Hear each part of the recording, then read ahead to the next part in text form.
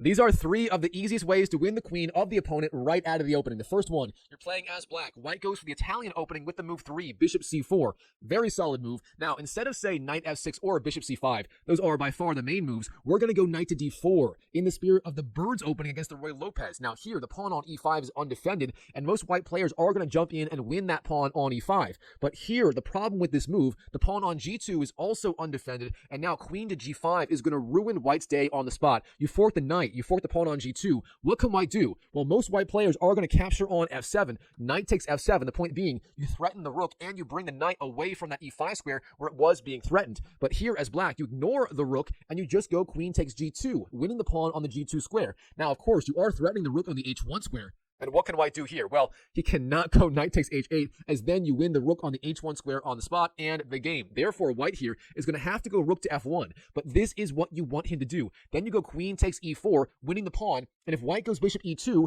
then you deliver checkmate on f3 like this. This is actually a smothered checkmate. And instead, if white blocks the attack with the queen, that is the better move. You win the queen on the e2 square, bada boom, bada bang. Our second trap occurs after knight f3, black goes d5, and here we start down with the intercontinental ballistic missile gambit with the move e4. What is the idea behind this move? We give up the pawn on e4, and white jumps the knight all the way up to the g5 square, knight g5, targeting that pawn. Now here, black, your opponents, they will go knight to f6, defending the pawn on e4. Now we go d3. The point being, we're opening up the center here, and black will capture, we will take back, and in this position, if your opponent plays a move like h6, he is as good as done. He is cooked. Put a fork in him. That guy is burnt barbecue. Here, you play the move knight takes f7, a brilliant move. That deserves 2 exclamation points. The point being, the queen is under attack. The rook is under attack. What can white do? If he takes the knight, that's about all he can do. Then you play the move bishop g6, hitting the king on f7. And now, if you take the bishop,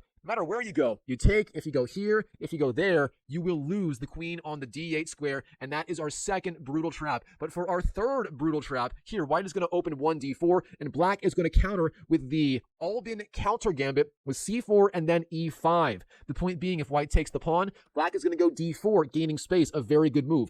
And now if white goes e3, that is a common move. Here we do not take on e3. Instead, we deliver the check on b4, hitting the king on e1. And if white blocks the check, then we take on e3. The point being, the queens cannot be traded yet. And here, it looks like you are giving up a bishop. White is going to capture here, but then we deliver the check on the f2 square, hitting the king. And now, if the king takes, we win the queen on d1. Therefore, instead, white is going to go king to e2. But here, we under-promote to a knight, hit the king with check, and if the king chases the knight, then we take the queen on d1. And that is how